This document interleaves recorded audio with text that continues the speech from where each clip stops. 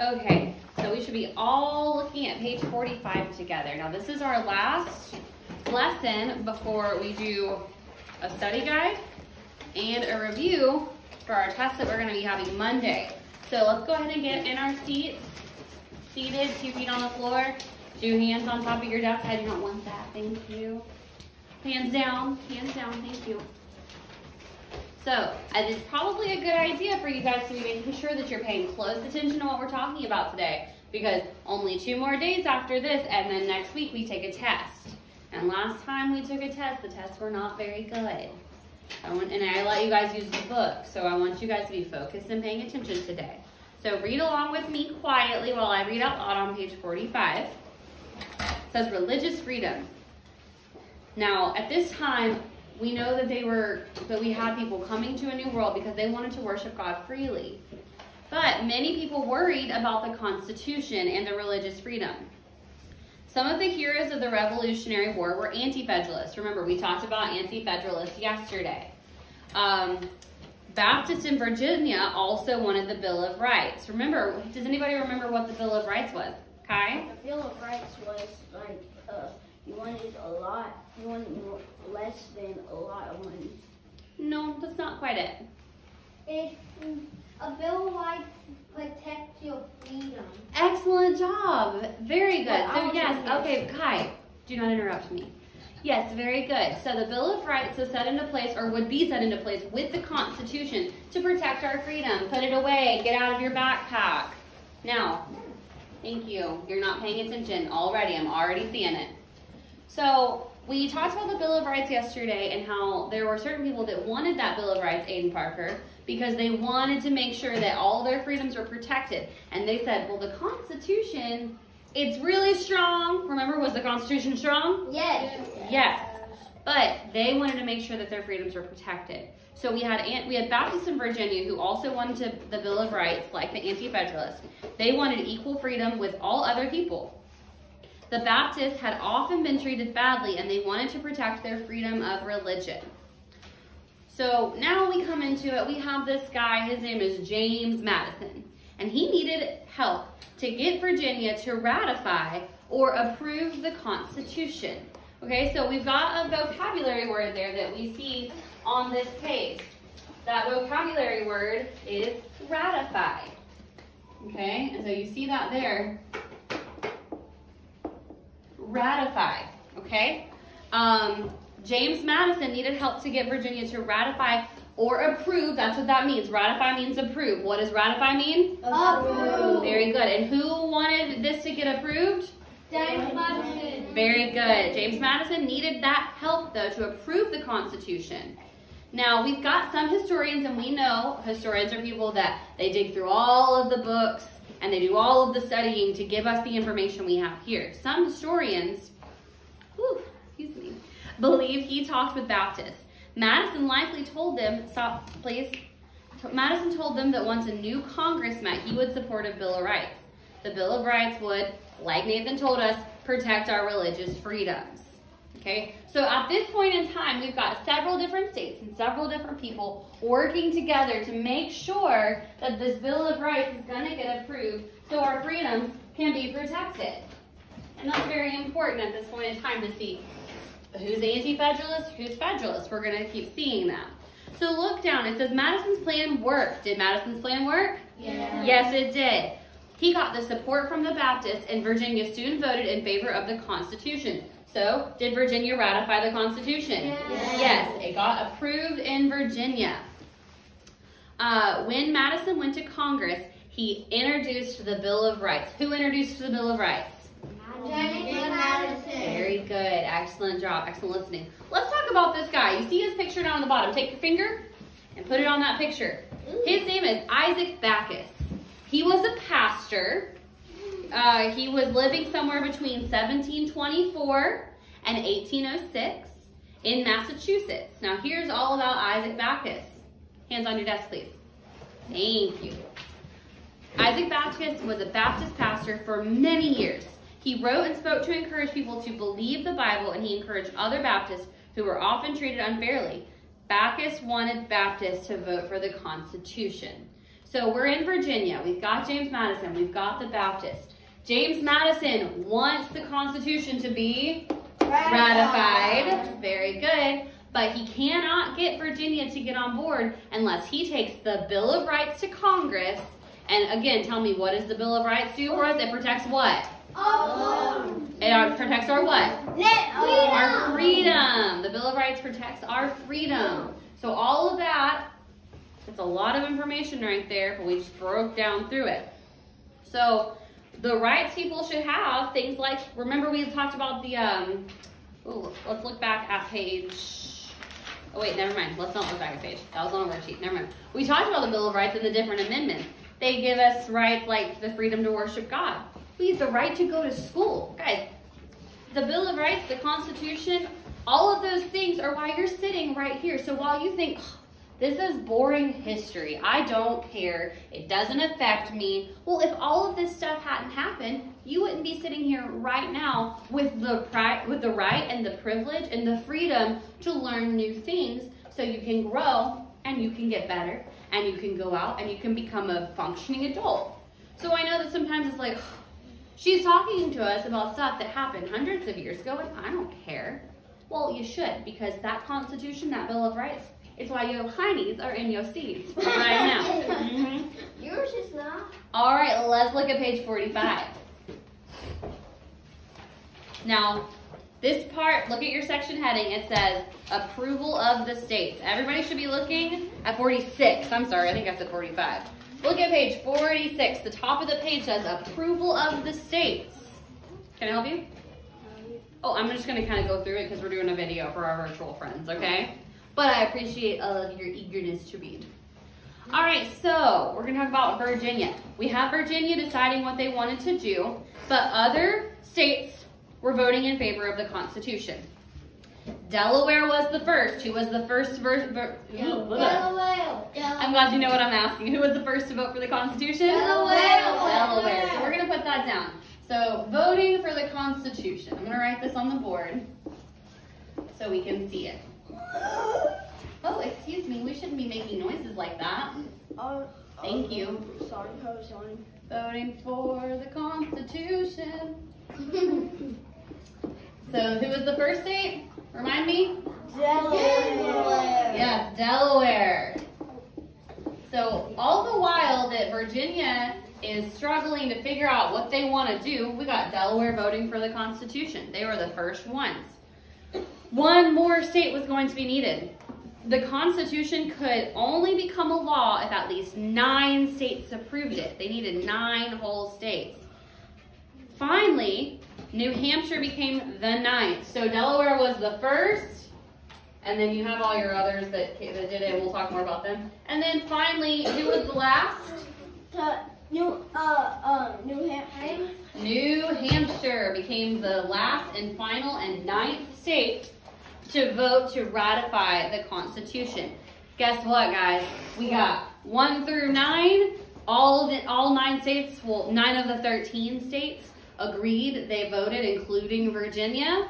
And guess what? The United States now has a brand new government. Look at your map on the page. Okay? You can see which of the 13 states approved the Constitution. If you're located in one of the original 13 states, you can point out the date that your state approved. Now we're not, but you can look and let's see. New Hampshire was on June 21st. They were the last ones. They were the final ones to say, all right, fine, we'll do it. We had Massachusetts on February 6th, Rhode Island on May 29th, Connecticut on January 9th, New Jersey on the 18th of December, Delaware on the 7th of December. Then you see Maryland, you can see New York, Pennsylvania, Virginia, South Carolina, Georgia. All of these 9 states here, 9 of the 13, voted to ratify the Constitution. Can you move your legs up underneath your desk for me and face forward? We shouldn't be facing out this way, okay? You can move your crate if you need to, but the board and my teaching is up here, okay? So, which state was the first to approve the Constitution? Delaware. Delaware. Which state was the last? New Hampshire. How many states? How many? 9 states voted to approve the Constitution. So we had Delaware, Maryland, we had Pennsylvania, Massachusetts, Rhode Island, Connecticut, South Carolina, New Hampshire, and of course, Virginia. That makes 9 states, and that's all that they needed to have a brand new government. Let's look over at page 47.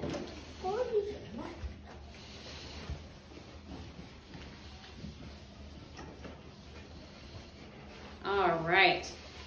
So we know there's 13 states. So let's do some math here. There are 13 states. Only 9 of them approved the Constitution. How many states did not approve the Constitution? 4. Very good. Threw a little math in there for you guys. Some basic kitty math there for 3rd graders. So yes, 4 states did not sign the Constitution. Instead, they waited. Now, people in Virginia and New York thought their states could survive as independent countries. We learned later, of course, this does not happen, but Virginia and New York were thinking, okay, well, maybe we can survive. We'll see. And of course, we know Virginia was waiting because they were working with James Madison on the Bill of Rights. North Carolina and Rhode Island were very concerned about losing their freedoms. The Bill of Rights was going to be very important to those 2 states because they wanted to make sure they were protected. Just like we want to make sure that I can't walk up to Morgan and steal all of her stuff and walk out and not get away with it. I can't go over to Aiden Parker and take his lunch. Because we need something that's going to protect our freedoms, and that is going to be the Bill of Rights. So of course, like I said, North Carolina, Rhode Island, they were concerned about losing freedoms. However, in the end, thank the radio. However, in the end, all 13 states wound up approving the Constitution. Did all 13 states wind up approving the Constitution? Yes. If you were listening to what I literally just said rather than playing with your glasses, put them on your face, you would have heard me say, however, in the end, all 13 states approved the Constitution. How many states ended up approving the Constitution? 13. All 13 states wound up approving the Constitution. So we're going to talk a little bit about the strength in the Constitution. The United States Constitution has lasted longer than any other written constitution. 2 major reasons explain its long life, and we're going to talk about that. And this is going to be something y'all need to remember. We have a test coming up. So if I'm like, hey guys, you might want to remember this, do you think you should probably try to remember it? Yeah. So let's talk about the 2 reasons that the Constitution has had a long life. There are 2 reasons. The Constitution has been around for hundreds of years, guys, and it's continued to ensure our freedom for as long as it's been around.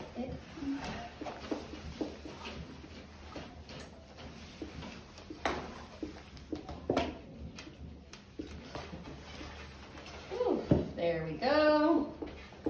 All right, let's talk about those 2 reasons. First, everyone, put your finger up. First, the authors were wise. So number 1, what was it? Wise. Very good. The authors were wise. Do you think that the founding fathers got together and they were just like, all right, hand on. All right, this looks cool. This looks cool. This looks cool. We look good? Let's stamp it. All right, done. You think that's what they did?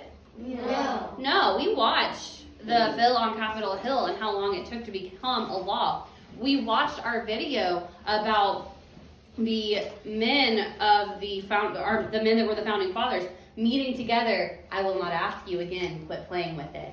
I'm gonna take it, and it's gonna be mine. We watched the video about the founding fathers. Were they all agreeing on everything? No, they weren't all agreeing on everything. Aiden, let's put your hands on top of your desk.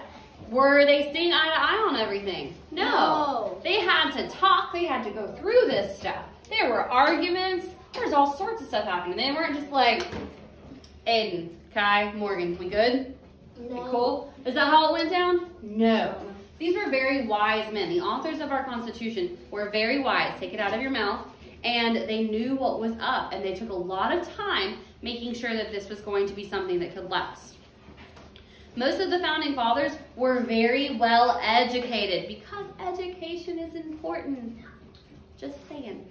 They also had virtue. Virtue means that they were honest, they were trustworthy, they were virtuous, okay? They were people that could be trusted. Many were not Christians, but all knew the Bible very well. They also studied other governments.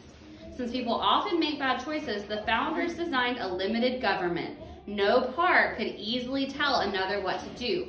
Each part limits the other. So we had a limited government. What kind of government did we have?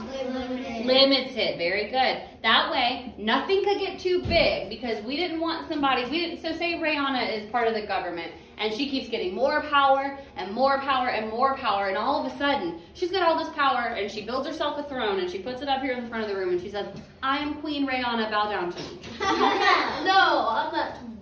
Well, there would be some issues. So we wanted to make sure that the government didn't get gigantic. We wanted to make sure that it stayed small and that it was limited. Now the second reason, pay attention, pay attention, pay attention. The second reason, God gave grace to America.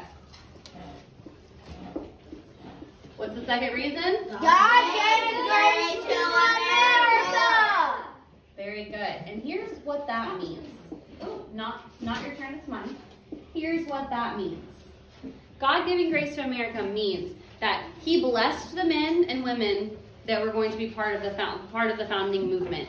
He also continued to bless our nation. He continued to give us grace and to guide the leaders that we had. So we were building our nation on God.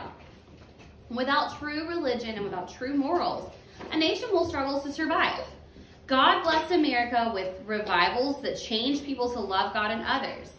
This change led people to live moral lives. It made the nation secure and strong, and many nations have tried to copy our Constitution, but very few have succeeded. Without the blessing of God, the Constitution is only words on paper. All right? So go ahead and take out page 27, and you're going to tear it out of your workbook today. Page 27, and we're going to tear it out of the workbook. Nice and neatly. Please try not to rip it. If you need help, you need to let me know.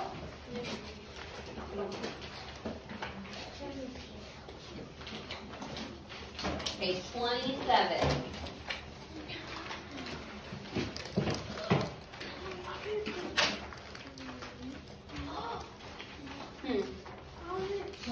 It's okay, honey. You're going to just put the other one back in. Yes.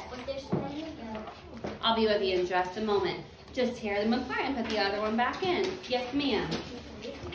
It's okay. You still have the ones you need.